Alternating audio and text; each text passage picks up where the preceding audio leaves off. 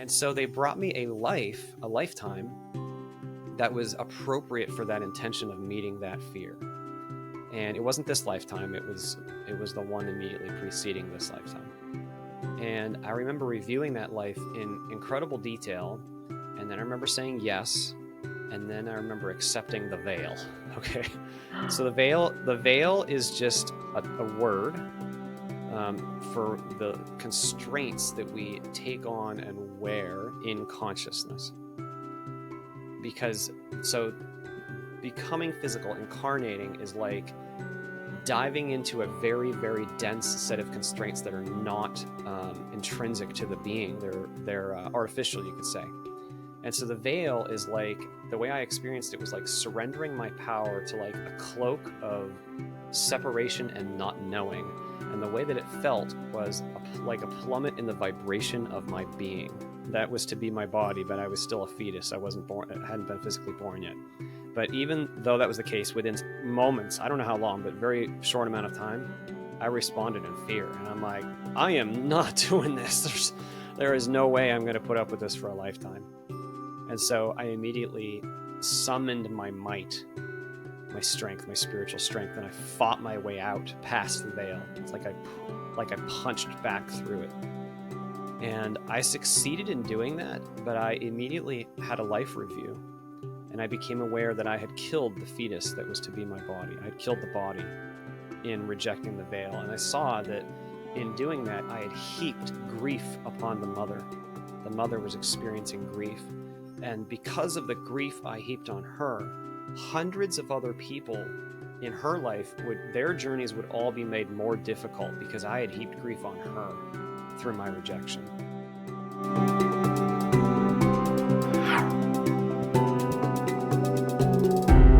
Hello everyone, welcome to the Celestevolve podcast. Today I'm super excited to have Cristian Sundberg onto the podcast. Hi Cristian, how are you doing today? Good, how are you? Thank you for having me. Cristian, yours was one of the first pre-birth experience story that I had heard of. After that I did hear Betty Godaniel's, but yours blew my mind. I never even thought that there would have been a life before coming to planet Earth.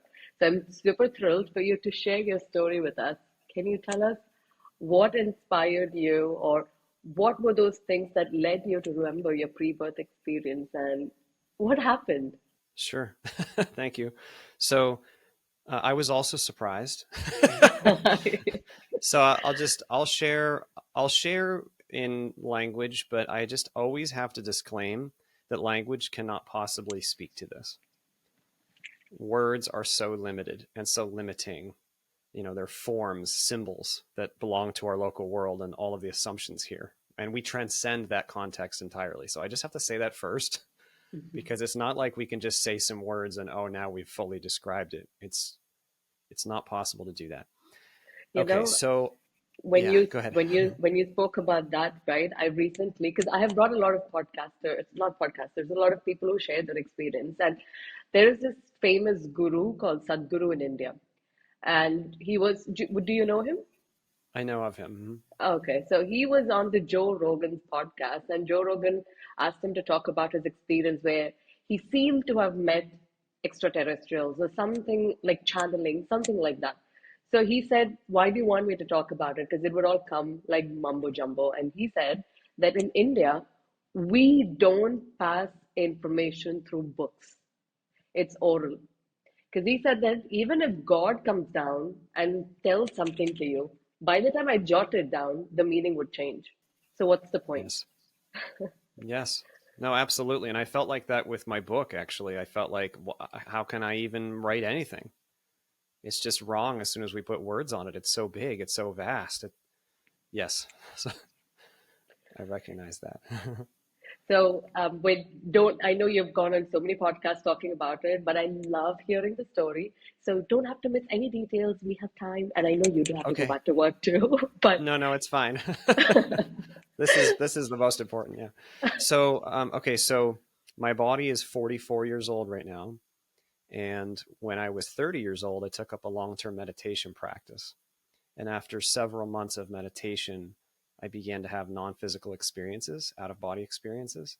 And I also had this pre-birth memory return to me And actually, I had some of this memory as a young child up until the age of 5 or 6. But that memory left me completely by 5 or 6.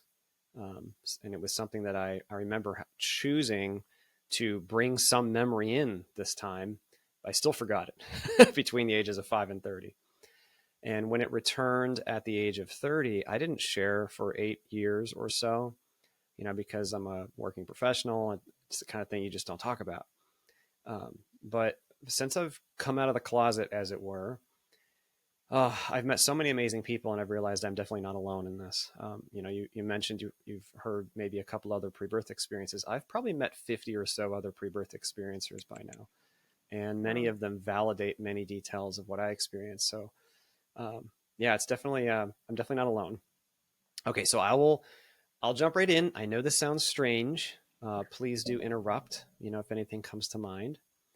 So I remember long ago, before I had ever even been physical. Okay. Before I had physical incarnations, I remember coming across this being who had been physical. And in the higher realms, we feel our connection with each other, and we communicate telepathically.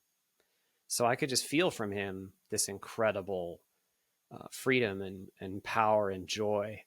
And so I asked him, "Oh my goodness, like, do you feel as much joy as I feel that you feel?"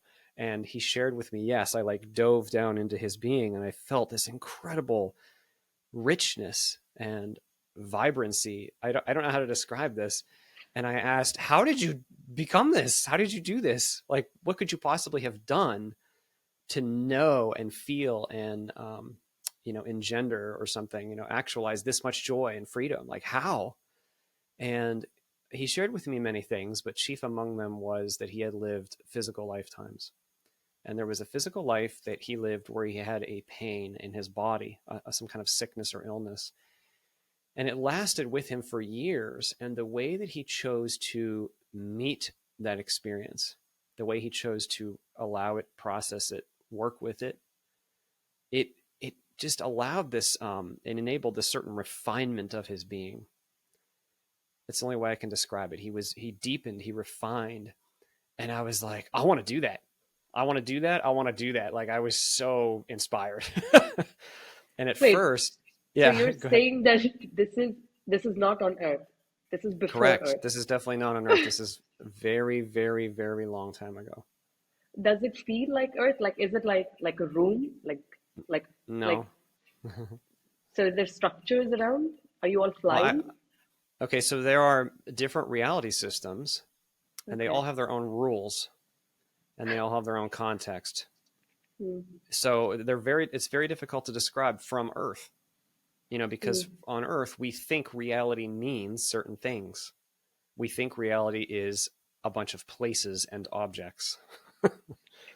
Yeah. And that's the nature of this shared simulation that we have here on Earth. It's just it looks very objective and consistent and persistent, and so we think that's what reality means. Well, that's a type of reality experience, but there are many other types of reality experience that are even more lucid and real. And so I can at least say that where I was a thought responsive realm that I would describe as a realm of light that had a landscape of light. And I was with hundreds of other beings. And this being that I'm describing was with us. And we were all doing a similar energetic work, a similar work in mind space, in energy space. And so I could just feel him as a part of us. But he was so bright.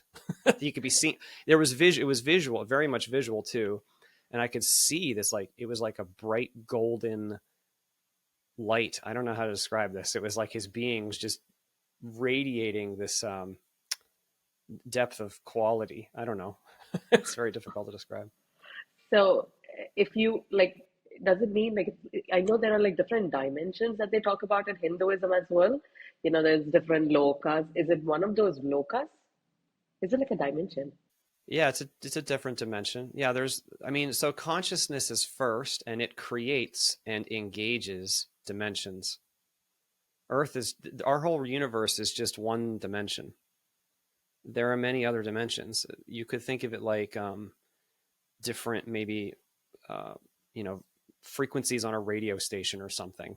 Or maybe if you have like a video game service and you have 100 games in your library, you can load into one and then you can Oh, load into a different one. Neither of them are fundamentally real. They're both form. Well, it's kind of like that with our experience, except ours is extremely unique in its denseness and in its sense of separation.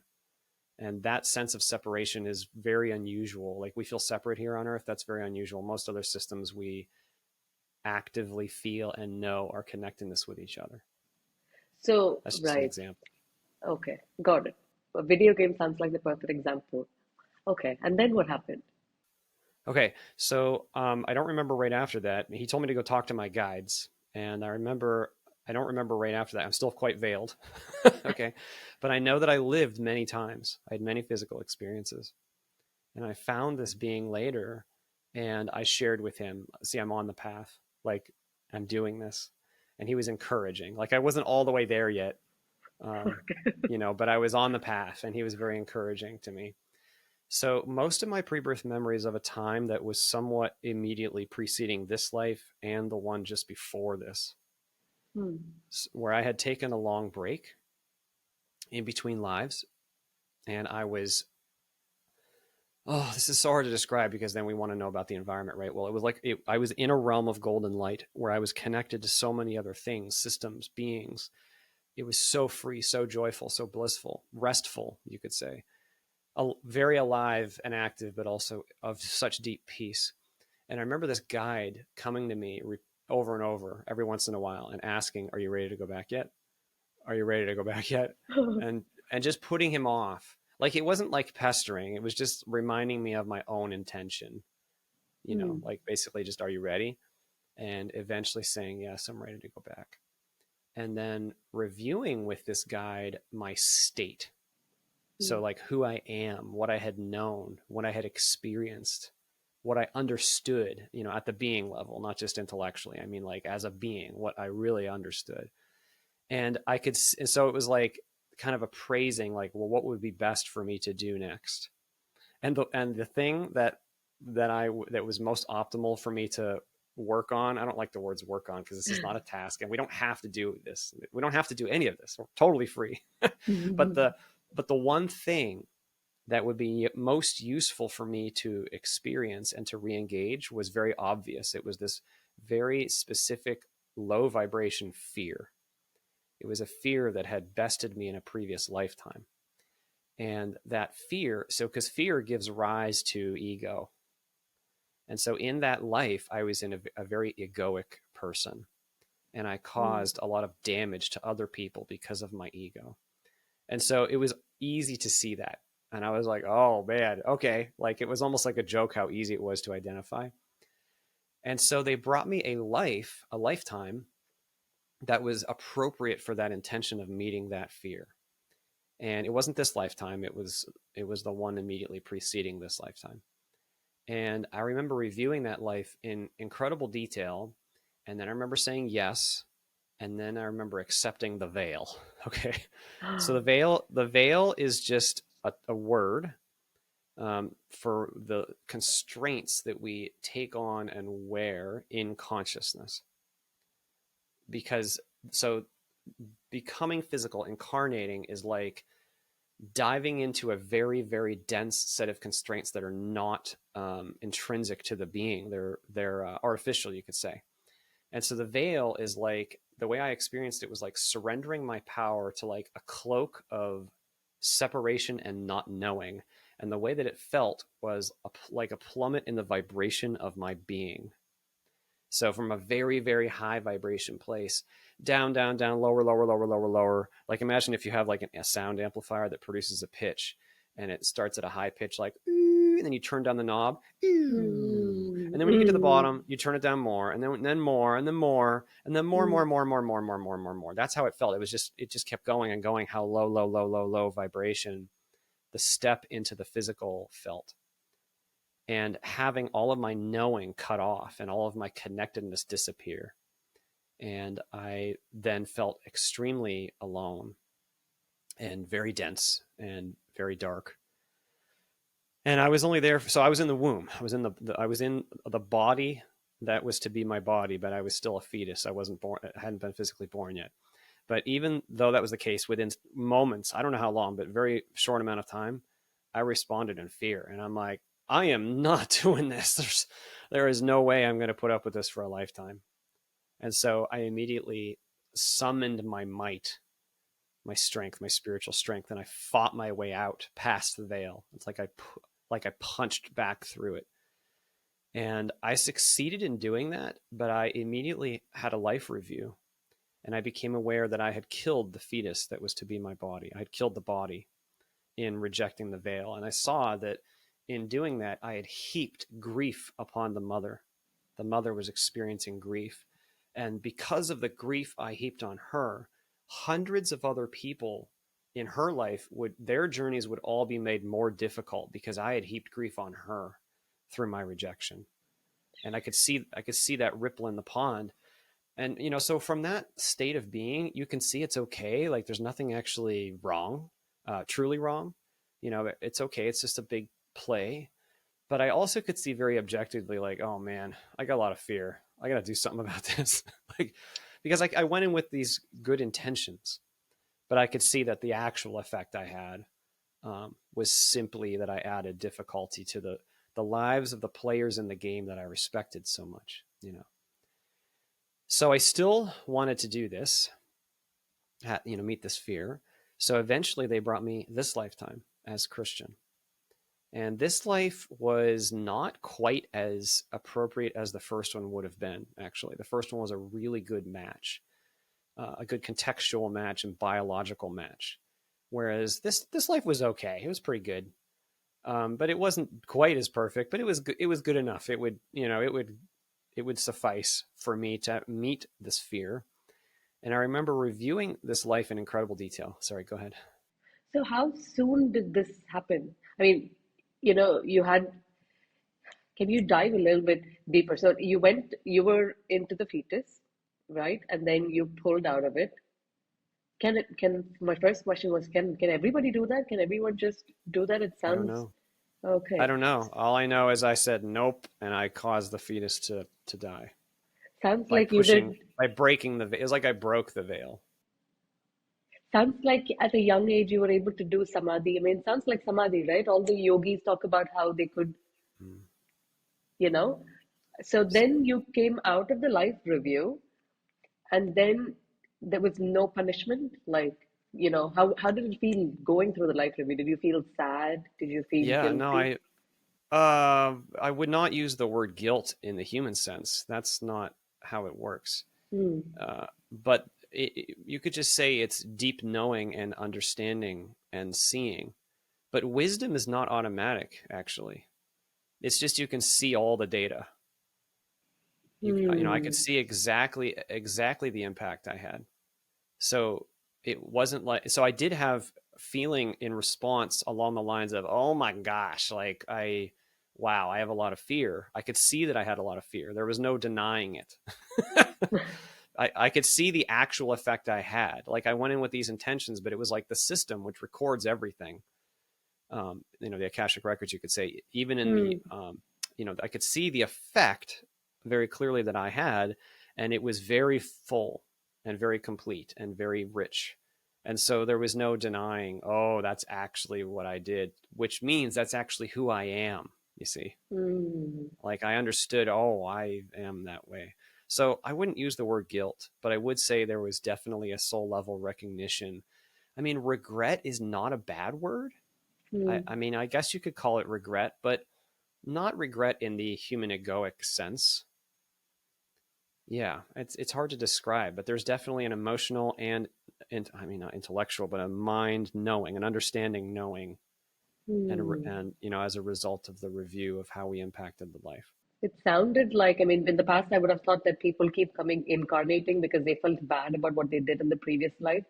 But this sounds like you just saw where your soul needed to grow. So Yeah, it that's was, a fair way to put it. Yeah, yeah. But interesting. basically, you are who you are. You are who you are. That's a simple way to put it. And so when you see who you are, it yet has some growing to do, then you are the one who wants to deepen and heal that. It's not a must do. Hmm. And the systems of karma, which is just the law, the cause and effect that follows us through all experience, it just helps us to get who we are and see who we are, Hmm. so that we can grow, so that we can basically so that we can process fear. That's the simplest way to put it, so that we can integrate fear and grow towards love. That's what all this is about. This is all about actually growing back towards that which we always truly are, which is love and peace and freedom and joy. So where have we not been that? And then we see that and say, oh wow, I really should heal. I really could. Not even should in like a must do way. It's just like, wow, there's a huge opportunity to heal that. And I knew that if I could do that, it would be a service not only for me, but for the whole. Like I would be serving not only my own growth, but I would be serving all that is. Hmm. It would be like a gift to all that is, actually. You could think of it that way. If I could meet this fear Hmm. and This the whole collective consciousness of humanity, too, that's another level. I knew that it would be a service to the collective consciousness of humanity if I could meet this fear. is, when you say that, I know that you deeply mean it and you really want to do this. Is that a feeling that everybody has on the other side? Or would there be people who are like, oh, I liked fear. Maybe I need to be more fearful. Like, So the appraisal is done from a perspective where we know the truth. The truth is love and peace and freedom and joy are the real power. Now, wisdom is not automatic.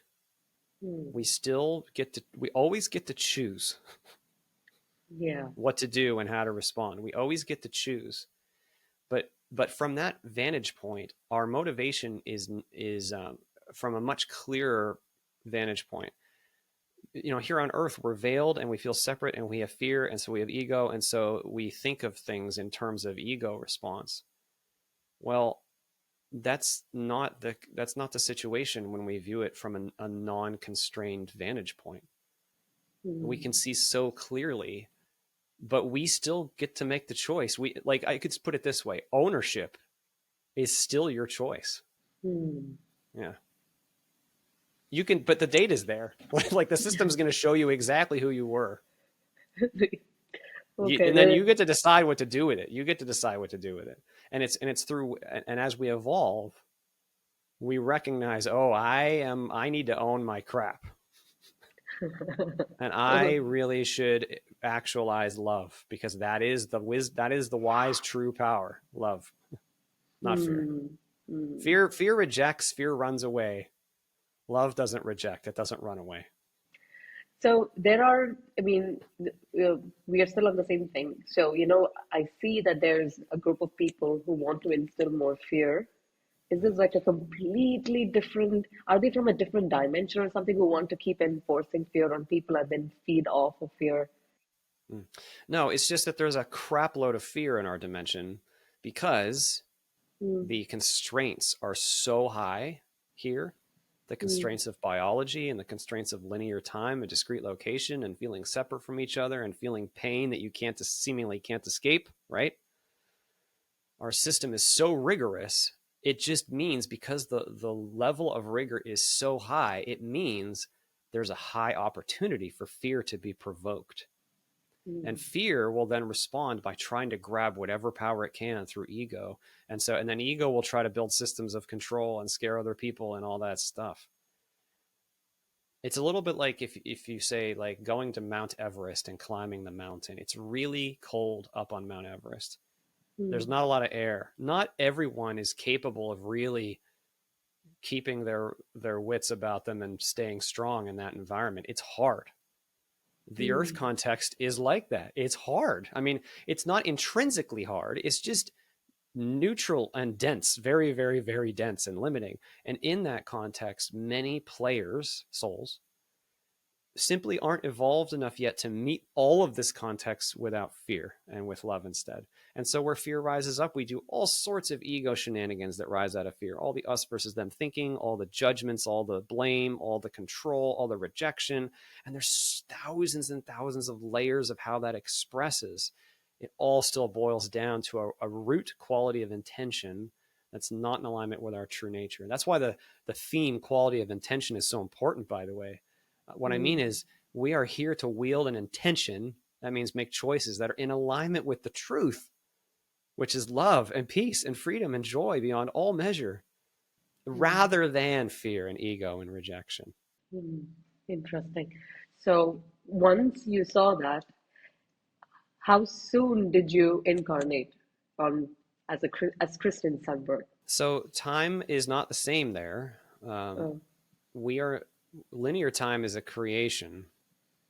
There is something that I would call soul time, um, but that's very very hard to describe from within linear time here on Earth because we tend to think of things in very strict sequence. At the higher level, there is definitely logical sequence, but there's also a rich timelessness. I don't know how to describe this. It's like endless time is all happening in the one now.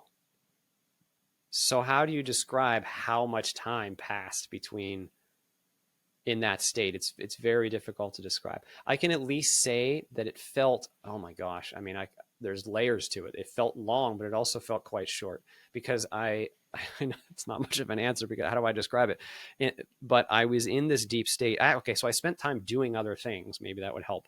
hmm. In between the two lives, I did spend time in what I call, if I know this sounds crazy, but I actually heard somebody else call me and mention that she's been at the same place in the non-physical, a veil acceptance simulator room. So I remember going to a place where so because I had rejected the veil out of fear, I actually practiced surrendering my control to a veil. And it was like a pretend veil, not a real veil. It was like going to a pool room with a dark pool of water. This is just a metaphor. A dark pool of water where they dunk you under the water, and then you see how much you can let yourself be underwater, but you can cry uncle. You can say, "Ah, let me out," and they'll let you Hmm. out because it's just practice. It's just it's a practice of surrendering your control. So that was just an example of an activity I did between those two lives. Hmm. So now that you know what timelessness feels like, are you able to um, kind of experience timelessness here? Is it possible to is it possible to not experience time on Earth? Yes. Yeah, it's possible because consciousness transcends linear time and you are consciousness. And so when we are not form associated, that means when we're not deeply lost in the dense, dense body and in the dense, dense thoughts and in the story. And when we truly let go of all that and return to full alertness, yes, it's very much possible to retouch timelessness and all of the depth of being. It is very much possible because we were always that. We were Hmm. never actually we were never actually truly stuck here. It's just a big illusion. Being stuck in this sense of separation and it's being stuck in a body, that whole thing is like a big illusion. So how is okay, so the metaphor I like to use is being in a movie theater and watching a movie on the screen.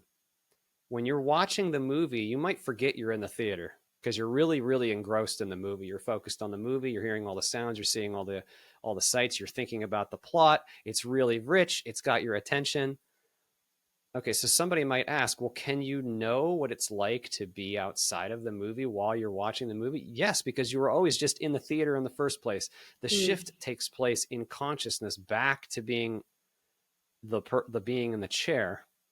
And then you realize, oh, I was never in the movie. I was never in the movie. I was always sitting right here.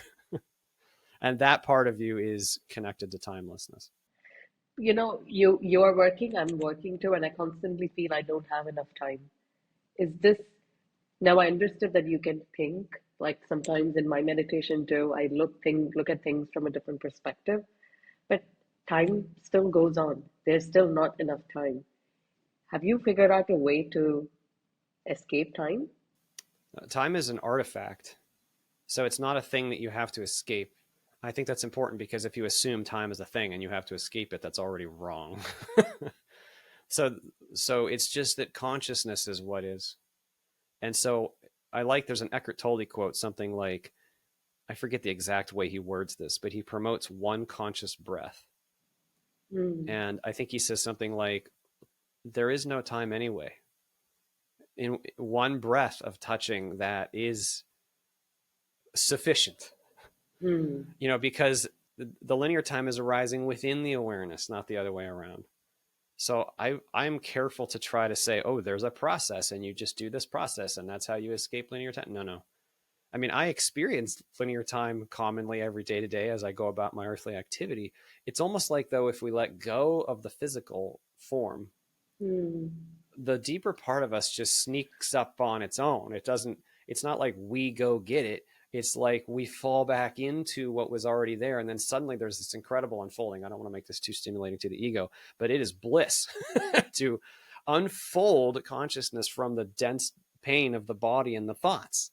You're not actually that. And it's a very visceral experience, actually. It's not like subtle.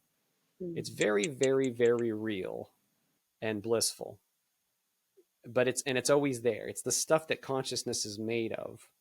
So how do you describe touching that? That's what meditation, of course, is about. Mm. Okay. It's very difficult to understand, but I kind of understand a little bit because time is a topic that everyone tries to, because a lot of them say that past, present, and the future all happen at the same time. Time is not linear, and for human brain, it is a little difficult to understand about how this works. But I think you explained it to the best that you could. So I'll just say one other thing. So, like, if you're looking at a sunset, do you think about the sunset? If you're thinking about the sunset, that's one type of experience. If you truly feel and see and know and are alert with the sunset, something rises up. How do you do that? Well, it's a shift in focus and it's a shift in consciousness towards true alertness. Hmm. Hmm. That's a deep rabbit hole. It may not seem when you first touch true alertness that, oh, there's this deep rabbit hole, because thoughts have a lot of momentum. Form association. We have a lot of form association momentum going on here. Still, that's why a meditation practice is so important and powerful. Because as we set aside the time and energy to do that, that can creep, sneak back up all on its own. And it was always there. And it's bliss. And it does transcend language. It's very hard to speak about. I mean, I've really tried to think about how to speak to it, and I know that and also I get lost in the form. Like one time I had a meditation where I knew that I was not the body and the separate self. I knew I was the whole. It was just bliss. And as I came back, I realized, oh, I'm going to forget that. So I wrote a little sticky note above my monitor that says, "It is an illusion." And hundreds of times since then, I've looked up at that sticky note and thought, oh, that's right. It's an illusion. I forgot. I forgot again. I forgot again. I forgot again. That's the nature of the veiled experience. We keep forgetting who we really are. That's the nature of it. Yeah. Wow. Okay. So then I mean, from the life between lives that you spoke about, it already sounds like just incarnating on the planet itself is a massive feat. Yes, Forget. absolutely. So then, did you get some extra training other than you trying to do going through this veil simulator room, some extra coaching to deal with your human life over here? Not that I know of. No. Well, because also, okay, there's guidance, but coaching might be a poor word because we're already very powerful spiritual beings, and that's fully known. But no, beside that veil acceptance simulation process, I don't have any memory of like, getting under some kind of help. But as I reviewed this life, there was definitely guidance and assistance, to really understand what this life would mean and to ask certain questions about it and make certain requests for it. There was definitely Hmm. help in that. Yeah. Hmm. So then, what happened then after you became Christian? So the next time, the second time you were incarnating and you were the fetus, do you remember the second time? Yes. So after accepting the veil, which was a very similar experience of an incredibly stark drop in vibration, I arrived here to the fetus of this body. And once again, well, before the fear arose again. Okay. But before it did, to your comment about making it to the physical being a big step, I remember actually sending a message back to these beings who had helped me incarnate. I call them veil application technicians. I don't know. They're beings who, no, but I mean, it's meaningful because the soul is so rich and complex, and the physical body and circumstance set is so complex.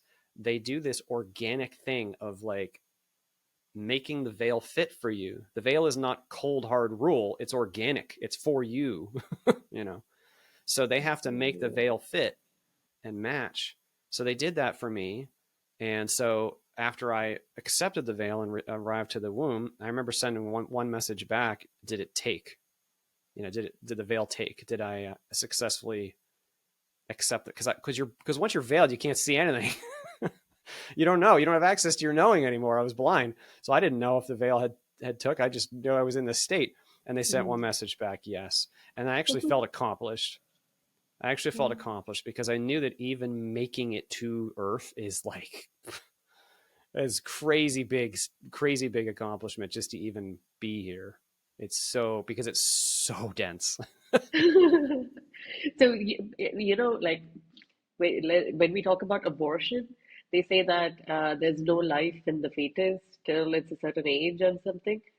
Is it like that? I mean, or is it like that? Is there an age to the fetus? Do you remember those kind of things? Well, to me, I had no attention on the age of the fetus, but there is a moment when the soul engages the physical body, and that becomes its experience, this incarnation moment. Up until then, it's not piloted.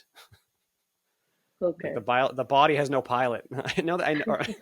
I know that sounds crazy, but the body, there is a deep, intimate soul connection with the body through the veiling process.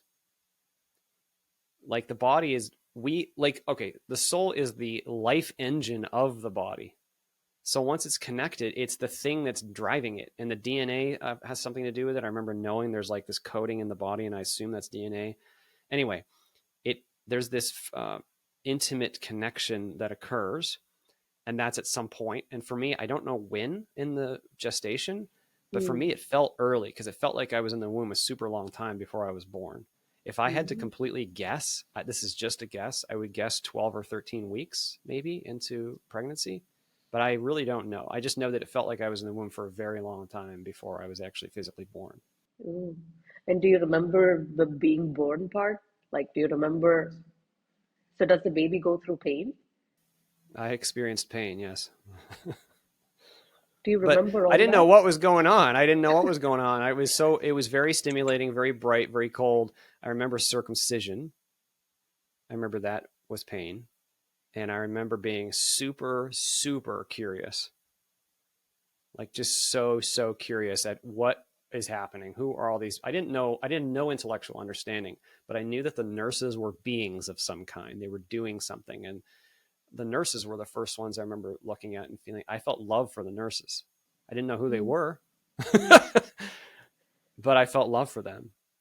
So yeah, I just remember being a very startling, stark, shocking sensory experience with no intellectual context, no understanding, but being super curious about it. And it's funny because later, when I shared this with my father, he said, "You had that look in your eye." He said, "When you were born, your eyes were wide open."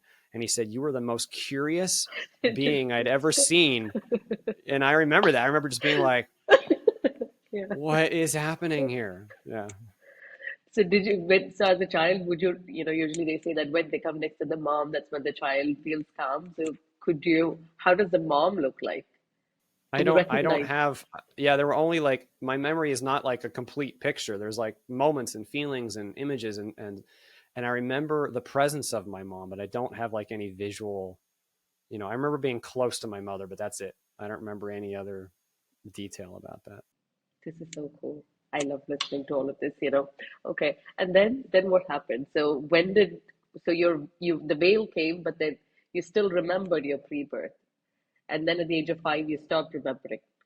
Right. So when I should mention that when I was in the womb, um, there was this important life altering moment for me before I was born where I started reacting in fear again.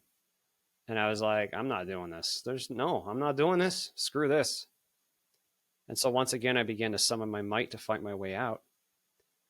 And when that happened, the most holy moment of my entire life happened. I felt the I am presence of God, source, the all that is, expand me back out. And I felt the entire universe within me. And I felt our sun, Earth's sun, in me.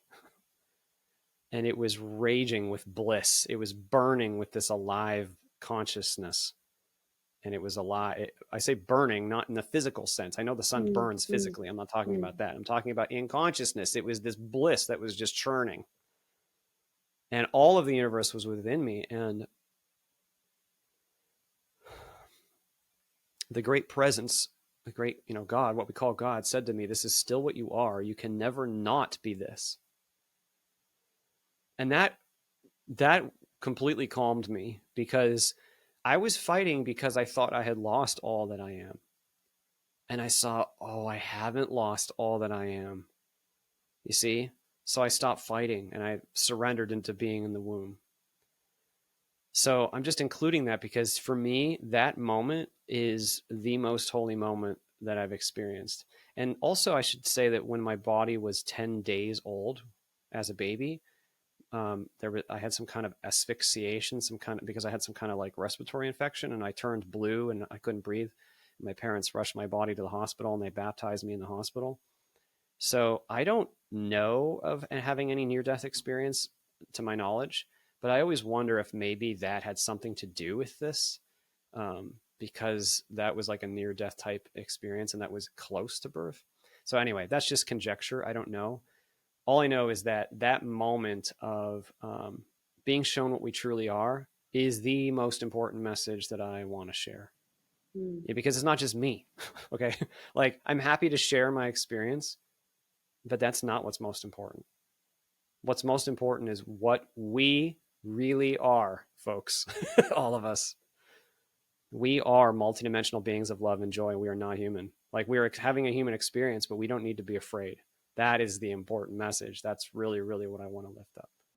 When you try to remember that moment, you said the I am. The I am, is that God? Yes. It, yes, God is the closest word we have. Source is an okay word too. Yes, it's an unmistakable. We, I'll just put it this way to put it in colloquial terms. We know God more than we know anything else. It's our most intimate relationship, our closest. It's the thing we know most. So I know that, and it's very conscious and very, very loving. And that thing, I'm sorry, I miss it a lot and I get really homesick. And every day I miss that. Like nothing on earth can possibly compare. And thinking on it is just so hard because it's like that's what we truly want, You know, to really know who we are and to know our oneness with that. So anyway, yes, that which we can call God. I don't mind the word God. Okay, a lot of people mind it. I don't mind the word God. Yes, God came to me and showed me that, and it was just absolutely holy. hmm. There was someone else also who said that he had a near-death experience, and then there seems to be some sort of significance about the sun that comes up there too. And then when you describe the sun was burning with bliss and joy, and then sometimes when we talk about ascension, we also speak about the solar flares. Um, it has sun and God. Is there something to do with sun, God, Yeah. source? So yeah. Okay. So the simple way to put that is just this is kind of metaphorical, but this is the best way to describe that, I think. So above, so below.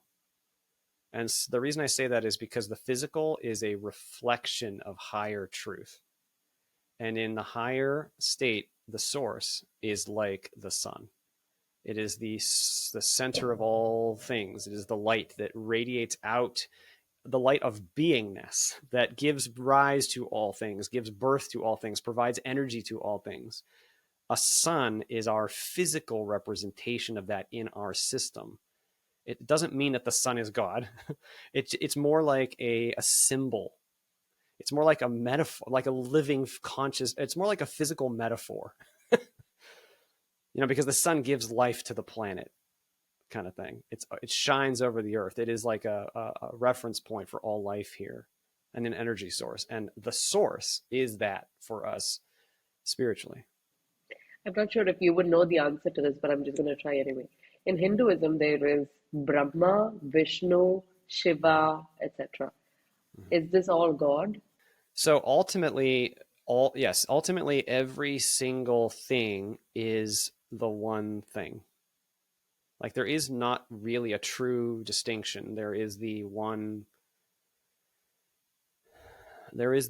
I am, the one source that we are all a part of.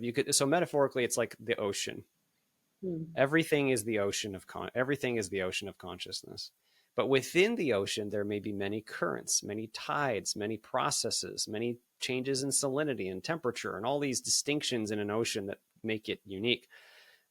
All that is the word we use for all manifest creations, not just the physical reality, but many other reality systems. We call that all that is, all the reality systems. That is all occurring within the ocean. And there are great themes at work. There are great streams of consciousness at work. But is it all ultimately one? Yes, it's all ultimately one. I knew you would be able to tell some answer to this one.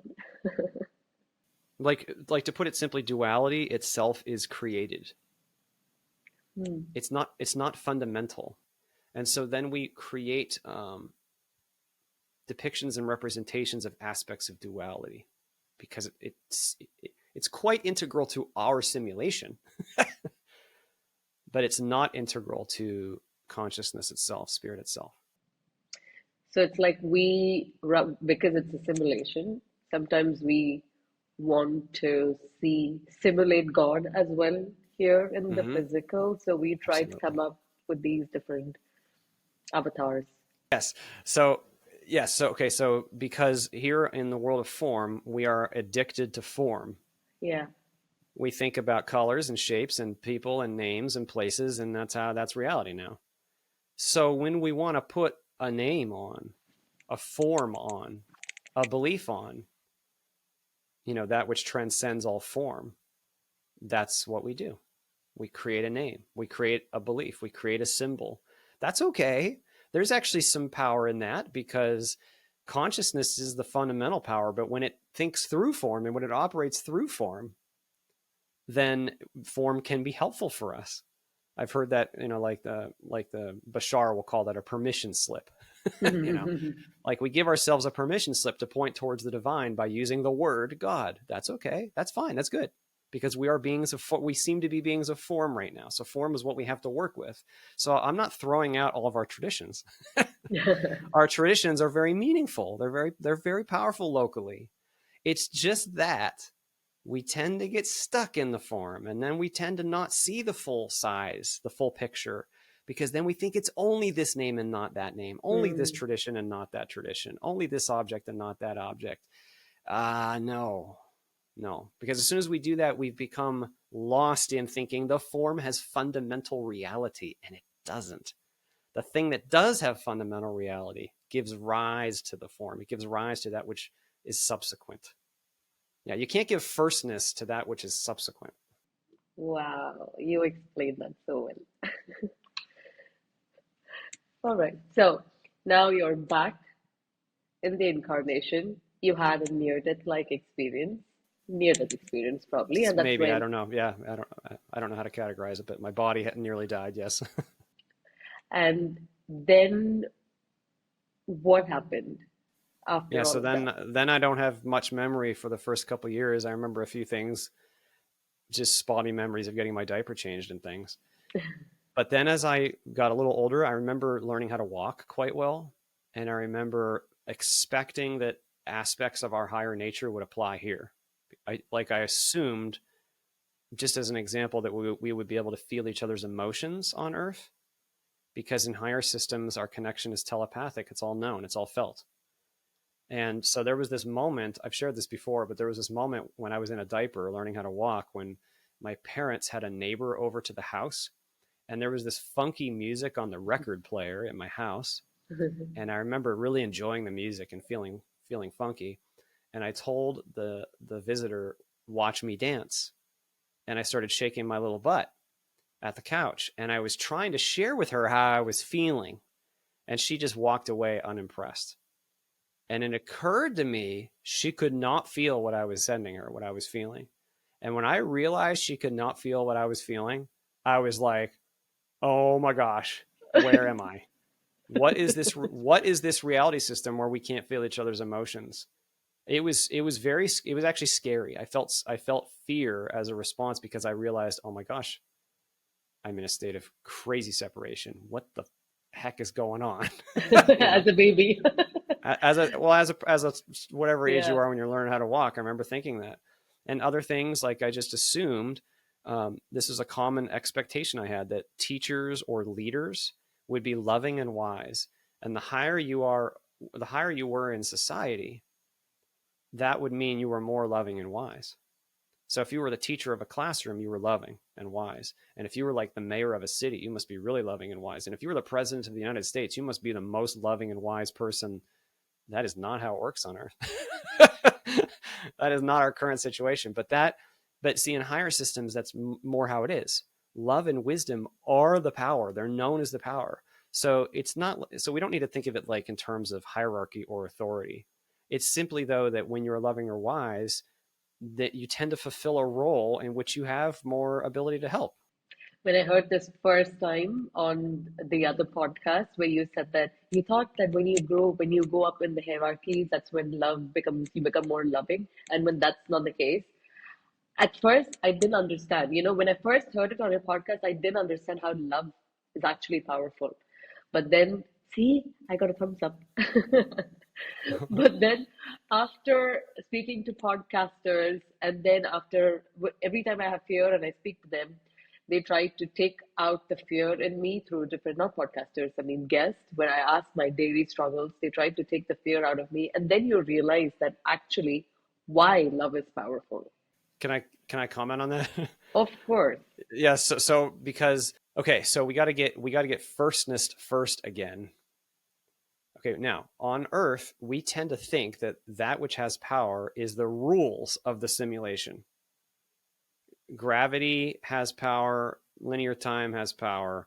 And so there's only so many objects, and so there's scarcity. And so if you can control the objects and control the money and control the access to the things and have might, physical ability to like hurt other people and enforce your way of thinking, that we think that's power, right? Mm. That is all local. It's like being in a video game. It'd be like playing Minecraft and saying, oh, I can blow up a bunch of blocks. Look at how much power I have. It's only a local power in the sense that within the local framework, you have the ability to do something. But we have to back up, because the thing that actually gave rise to the entire reality system and all of its rules is first. And that thing is incredibly loving and wise and free and joyful. That thing is wise because it knows, how do I put this? Love is wise because all individuated portions of the self are one self. All the drops in the ocean are one ocean. It wouldn't be wise to not help each other. That doesn't make sense, actually. It's actually illogical from the higher knowing. And so your ability to actualize love through individuation for the whole is in alignment with that which has the true power, and it allows the true power to flow. I don't know if I can say, I don't know how else to articulate that. Sadhguru articulates something about this. What he said was that, when we are younger, we are taught to be good. And to be good, we have to be better than someone. That means we have to learn to enjoy other people's failures. Yes. Yeah. But if we were taught full, we would have all Exactly. Yeah, and we would have all we would have thought that you and me, we are all part of the same thing. So if I knew that this is Christian Sundberg and then this is, Yes, this person, that person, I'm not going to bite my finger off because at the exactly. end of the day, this is all me. Exactly. And that's why a life review is so telling. It's seeing what you've done and who you've been from the perspective of the whole body. You may be one finger on the hand. How did you affect the other fingers? Well, the other fingers are you. The other person is you. They're connected to, they're part of you. So, of course, it's logical to not only not hurt them, but to help them, to celebrate them. So, I love that comment you made about joy. A wise society promotes joy. It promotes personal fulfillment and deep personal actualization of what we came to do. And that may sound like a bit of a tangent, but let me put it this way: each finger of the hand is good at something. Yeah. It's like a certain color.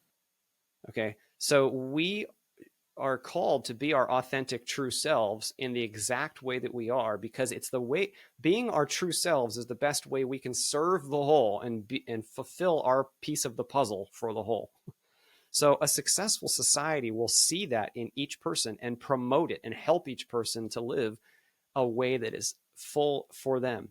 That is not the same as producing or consuming. Mm, Right now we have a very materialist focused yeah. society. It's not the same as moving objects around. It's about quality of being. It's about following your passion. And then as we do that and really align with that authenticity, we will naturally work with the higher laws. Okay, because we've been talking about kind of local laws, Mm, of the local laws of the physical simulation, but there are higher laws that precede and contain the physical laws of karma and others. And I'm just saying that as we align with love and peace and freedom and joy and authenticity and really own our crap, that is a shift towards working with those laws where the real power is. Back to the idea of power. Yeah. yeah. And our society has yet to learn that. We're kind of at the early stages of learning that. I'm hopeful that in a while, the human experience will be a place where societies lift up and support the individual. And it's not about competing over the other finger on the hand. We're one hand and we can all experience joy. And then you have lots of joy instead of less joy. And that's good. Yeah. And even if one part of our body is hurting, so we are hurting at the end of the day. If Yes. And we all know that. everybody, Yeah, exactly. yeah, Yes. The body wants to help that one part of itself. yeah, this is true.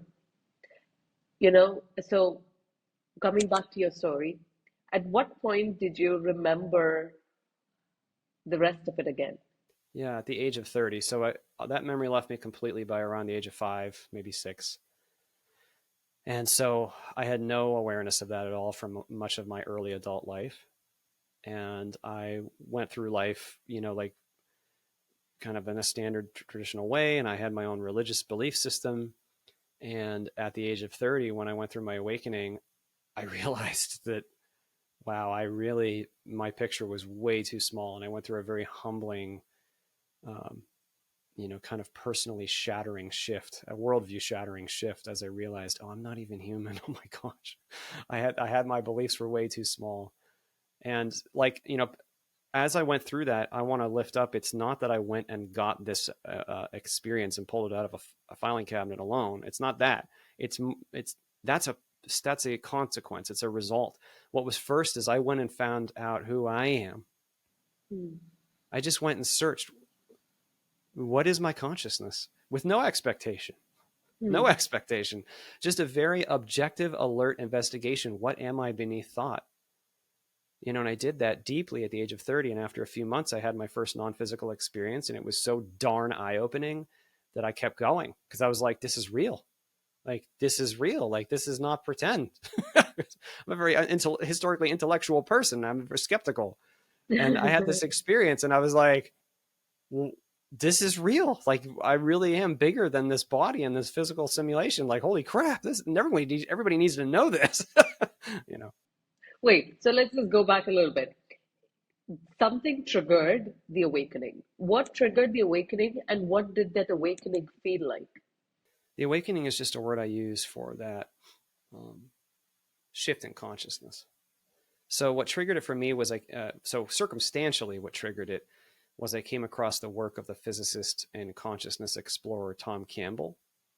And Tom Campbell, it was a scientist, and he wrote a 1,000-page book called My Big Toe, My Big Theory of Everything, and it Okay. speaks to the higher nature. And I remember picking up the book, and I was very impatient at the time to like, am I thinking, am I going to read this 1,000 pages? And the first sentence of the preface was, yes, you need to take the time if you really want to understand the larger spiritual context. You've been raised in a society of quick fixes, but personal growth and personal investigation is not a quick fix.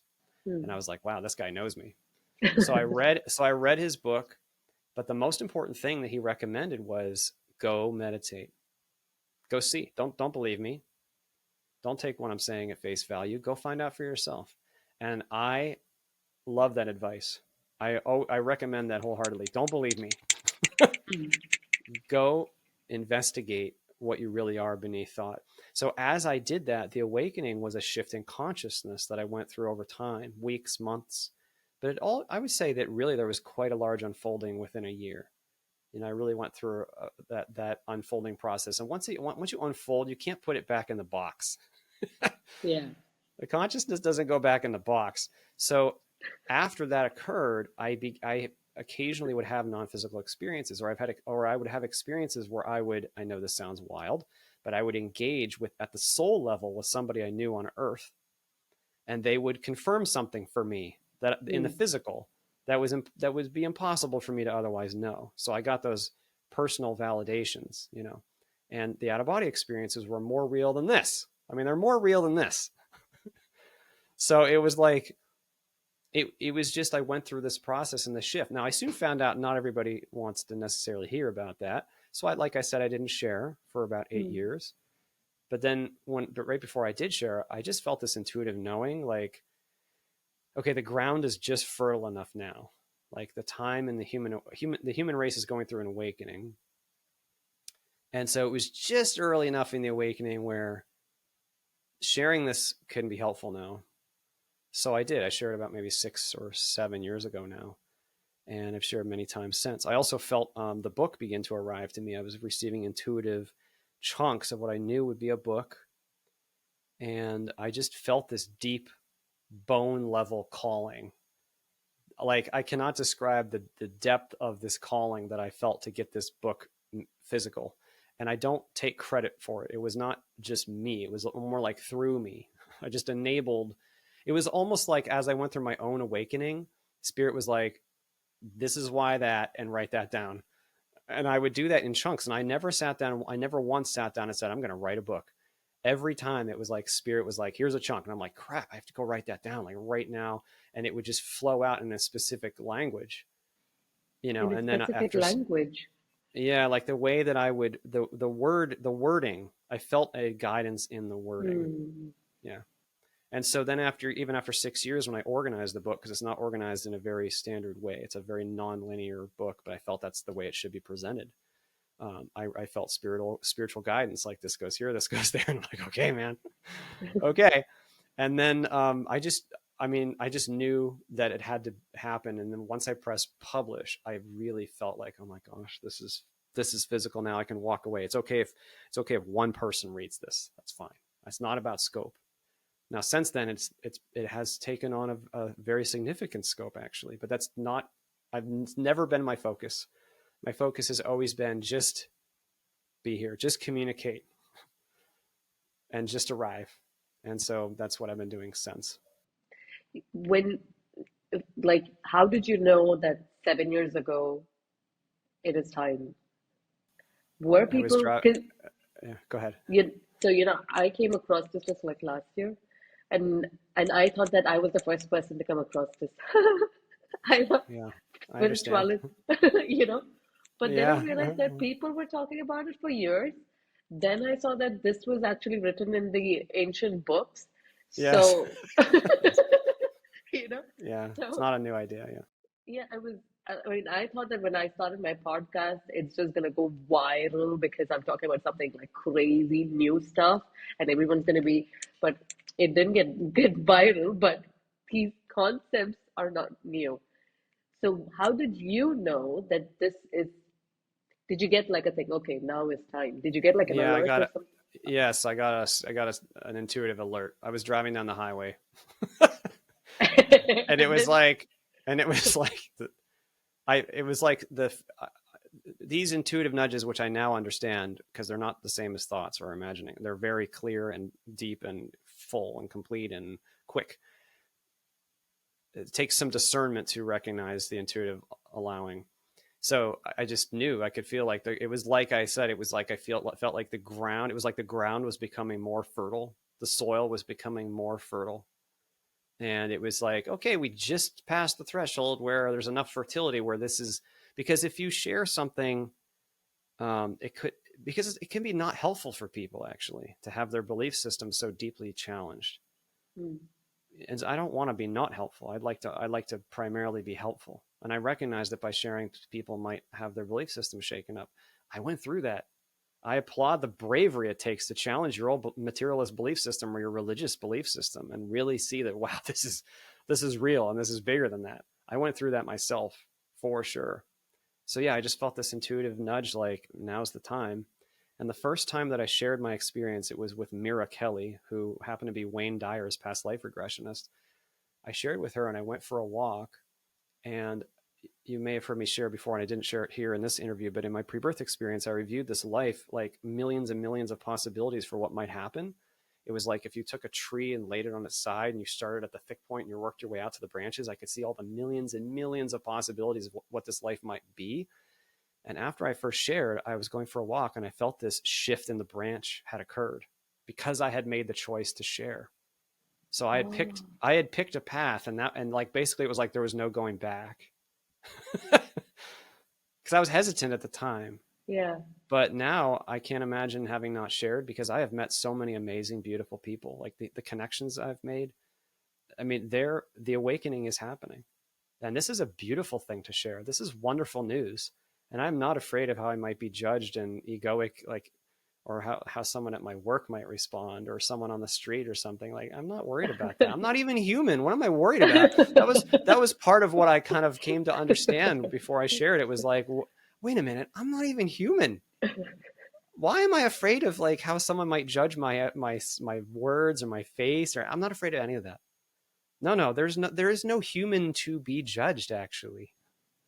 So I'm joyful to share, and we all should just, I mean, if it, basically it's not even about the content, it's about the love, and it's about the fact that we don't have to be afraid.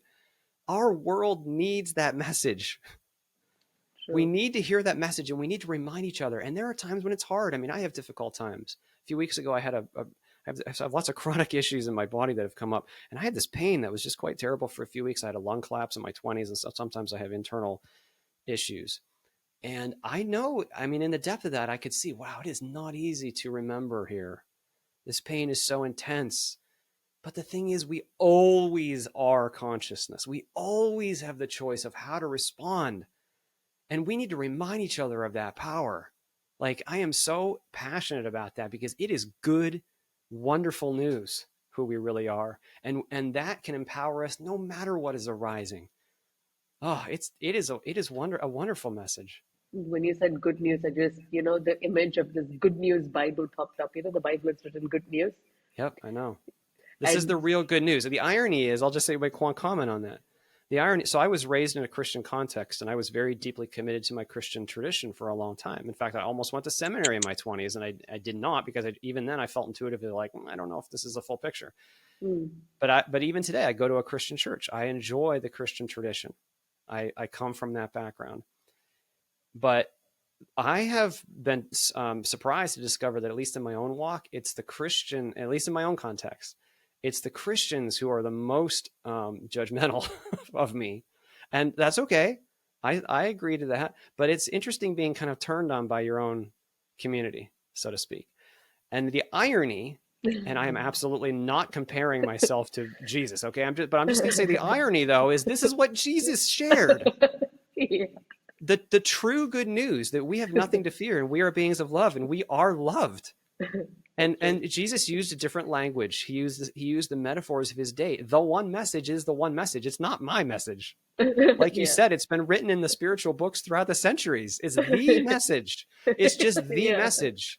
But we need to be reminded of it over and over because this is a super, super dense play, and we're seeing if we can. See, that's part of the joy of this play is we get this deeply wrapped up in the separation and in the challenge and in the pain. Can we wake up even here? Yeah. Can we bring love even here? That's the fun. That's the thing we're trying to do. You Yeah, know, I'm when very passionate about that good news. that's right. You know, when you said that the Christians turned against you. So, and then you spoke about awakening is a shift in consciousness. So when and then you can't go back. So when my shift in consciousness happened, like my family thought that this is just a phase, that I will come out of this crazy wacko period after a while. Yeah. Yeah. But it doesn't go back. So it's just been like that. And then I started telling my relatives who are very religious people who go to church every week and they confess their sins. Like even if they don't sin, they go for confession every week. I'm like, how much do you sin in a week to go and confess? So then I started telling them that, you know, I'm bringing these people that they saw God, they can hear God. They were like, this is not happening. I mean, who are they? Are they Mother Teresa to see God? So that's the thing. They judge. Mm, there's so much fear in the There's so much religion. fear. That's what it is. Yeah. Yeah, there's a lot of. I applaud, I'm sorry to interrupt. I applaud devotion through a religious context. I applaud it. It's just that fear means ego. And one of the ego's main things that it does, I hate to say it, is establish belief. The ego loves the shelter of belief. And it loves to think that my group's got it right and yours doesn't. And I was raised this way and this is how it is. And don't tell me that it's not like that because that's how it is. See, don't you see I have it set? Yeah. No, this is bigger than that. And, and it's okay that it transcends it. And that is the same message that arrives to anybody. You kind of made a comment there about like, who are you to make this comment? Revelation is for everyone Mm, because we are consciousness. And so when we get what we're not out of the way, all of our thoughts and stories and small human picture and all the egoic belief associations, when we really put all that down for real in spirit, like for real, put it down. I'm not talking about pretend because your ego will say you're doing it. I'm talking like for real in your heart, in your mind, like for real. When you really do that and you'll discover more and more who and what you really are. And in that, revelation is natural. It's natural. I like there's a text called A Course in Miracles. oh yeah, I love the book. A Course in Miracles speaks a lot to that. How it's natural. Miracles are natural. Revelation is natural when we are not lost in association into the dream of what we're not. And that's for everyone. It's not exclusive. Because consciousness is not exclusive. It's what you are. You know, I'm thinking, um, like you said that you're not afraid of what your colleagues think about you because you started sharing these stories. You must have been afraid initially, and after you shared it, you must have expected them to judge you. Did they judge you? I was afraid early on, and before I share it, I decided I'm not afraid. And so there has been some judgment, but not in the same directions I would imagine. It's actually been more from the religious community than any other community. It certainly raises eyebrows. It can clear a room real quick. So I try to just be discerning about when to mention it and not. I'm not pushing anything. I'm not selling anything. Okay. Hmm. So I don't need to like show up and topple somebody's apple cart over or say something unusual for a given context. You know, I'm a very normal type person and I will operate professionally in the environment in the correct way, of course. But on the other hand, I am painfully aware of inauthenticity and Hmm. I tend to always feel the call to be authentic where I am. And so I've become a bit fearless about trying to help where I can and say what I might hopefully, if it can be helpful for somebody, what I might say. That takes some discernment. Like basically, you know, because the ego can want to then say, hey, look, I want to announce this thing. True discernment means acknowledging the power of silence and when it's not appropriate to share. And yet when it is, and the forums in which it can be helpful. And like, honestly, like when could it be unhelpful to know our true nature as immortal, multidimensional beings of love? Like, I Yeah. know it sounds crazy. But you know what? It's the truth. Beneath all of the illusion, it's just the truth. When you look deeply into your own consciousness, and when the physical body eventually perishes, which it will, and the form melts of what you're going to see, it's already what you are now, you know? So like, why not share that? I'm so Hmm. passionate about that. So I applaud your work, and I'm honored to be on the channel, because this is the important work. Like the work of reaching people in mind space is a facilitation of the awakening of consciousness, which is where the real playing field. You know, humans tend to be really focused on the stage play, you know, the stage where all the objects are and who's got what money and where how things are arranged today and what exactly the laws are and where are the boundaries, and we're really focused on all that. We think that has the power. That is not the that is the end. That's the end of change. The beginning is in mind and in heart and in being and in consciousness itself. So if we can help someone there and help encourage and empower the awakening there in consciousness, that precedes very real physical change. Not just through action actually, but also consciousness itself is like its own playing field. So when you wake up, you're actually helping everybody else to wake up, and that does have physical result. So anyway, all that's to say it's very important work. So I have thank to you for what you're doing. thank you, Kristen, for your work because you had work and then you came here and to do this podcast. So I know Yes, how seriously you take this up. So thank you so much for doing this. I'm honored. Thank you. You know, when you talk about love, often you said that love, I know love is like, I know I'm talking so much about love. It's all love at the end of the day. It's all, you know what? I also thought that, I mean, love must be a simple concept. When I have to create a thumbnail or a title, why would I talk about love? Because maybe it might not be catchy enough. So I talk about how the aliens are going to come or something like that. Yeah, I But understand. then,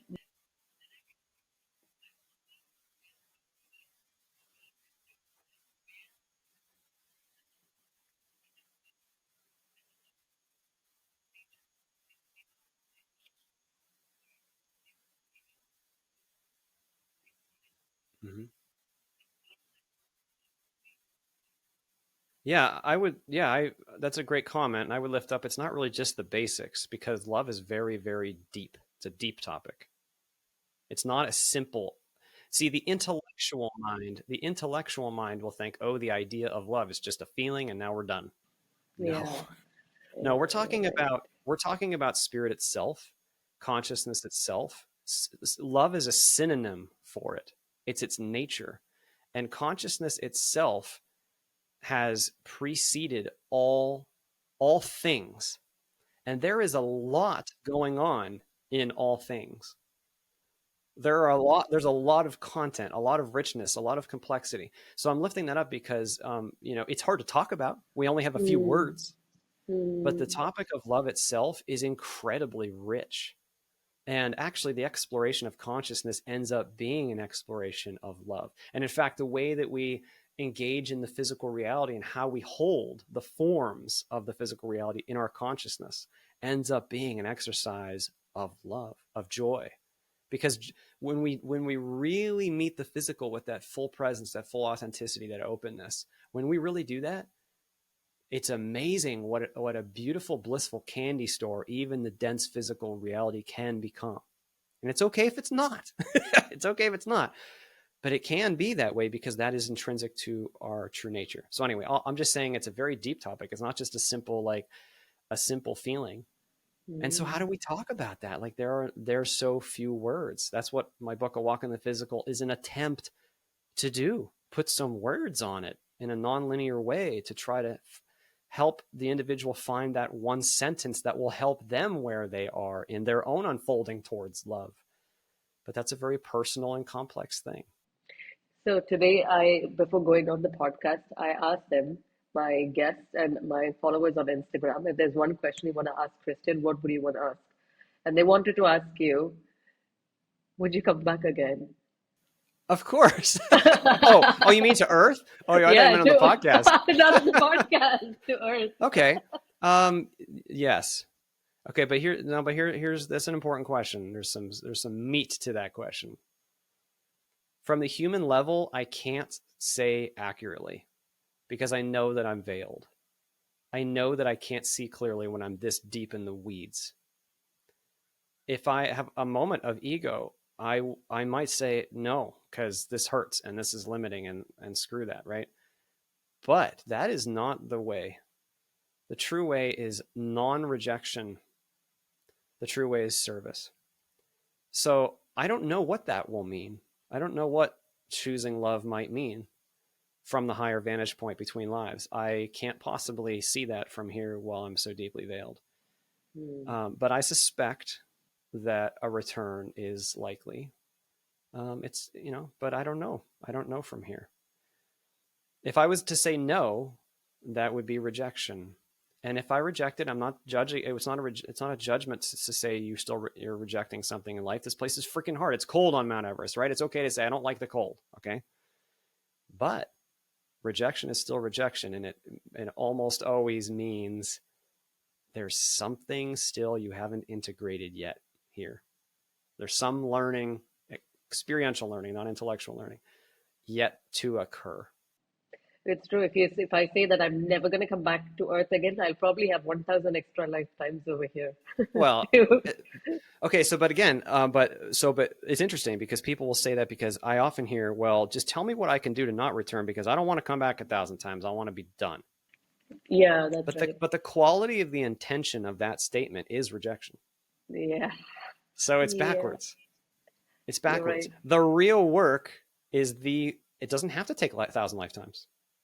It can take 5 seconds, honestly, to actually turn and accept exactly what has arisen in this moment.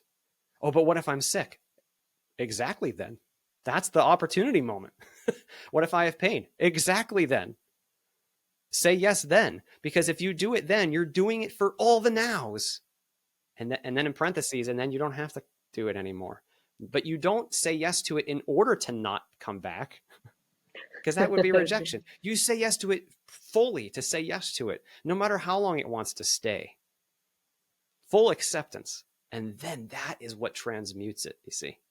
So this is the opportunity now. It's not about avoiding lifetimes. It's Hmm, about using this moment well. I love that. So, Christian, I would love to speak to you even for a long time. Especially, I wanted to dive into the outer body experiences. Would you come back again to just dive into outer body experiences on the podcast? Yeah, that'd be great. I love that. I put you on the spot. You can't say no now. Yes. No, I would love that. I would love that. Okay. So, Christian, is there any final advice you would want to give to the listeners of this podcast? Yes. So we kind of already talked about this, but I just want to lift up this idea, at least in intellectual space. You're not actually a human. You're you. You're the you that feels like you to you. You're the you that's having this experience. That you feels like human right now, but it's actually not. And that real you, in that, there is absolutely nothing to actually be afraid of. It's okay if there's fear, it's okay to recognize it. But just know, at least intellectually to start, you are powerful. You have nothing to fear. You are a powerful multidimensional being of love. You can face whatever arises in your human journey, and you can choose to be more yourself in it. And if you ever find a quote good reason that you can't, okay, go examine it. You're powerful enough to even do that. I think that's the most important message we can lift up. I love that. Christian, where can we find you and the wonderful work that you do? Thanks. So my website is awalkinthephysical.com. So www.awalkinthephysical.com. The book is A Walk in the Physical. The book is available to be read online for free as a PDF at the third link down on the book page of my site on Google Books. And it's also on Amazon in print or Kindle or on Audible as an audiobook. Those aren't free, but it's not about money. I just want to share this and make this available. My site also has many talks and interviews I've done, and I'm happy to try to answer any questions. I am very much behind in emails. I get a lot of emails, but my email is awalkinthephysical@gmail.com. Christian is working, and then he's like, I had to contact you 3, 4, 5 months back, and he does a podcast interview every week. So he's very passionate. I know you're very passionate about it, and it's a joy to speak to you. I think this conversation unfolded so beautifully. I just enjoyed the conversation. So, Christian, thank you so much for coming on the Celestevolve podcast and talking to all of us. Thank you. Thank you so much for having me, and thank you for all the work you're doing. And everybody listening today, thank you for being human today. Thank you for being where you are today.